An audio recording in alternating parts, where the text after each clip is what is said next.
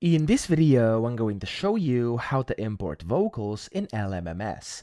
Now, the first thing you want to do, you want to go inside your song editor here, and you want to add this thing, which is called a sample track. So just click on it, and then from here, you have your sample track. You want to click anywhere inside here to get a yellow block. Then you want to double click, and it's going to open up the open audio file. And this is where you have to find your vocals. I have them inside my downloads folder here, and I can just click on it and click on open. So mind you, these vocals have to be in one of the supported file types. So these are all of them, like the WAV, or the WAV, the OGG, DS, etc. And of course, if you have it in a different format, you'll first have to convert it. So just go somewhere online. There's a bunch of different converters. You can convert that, for example, like from a MP3 file or something like that, into any of these, and then just go ahead and, of course, upload that specific one by clicking open. And there we go. You've uploaded or imported your vocals into LMMS. So that's it. I hope this video helped you out. If it did, please subscribe to the channel and help me out as well.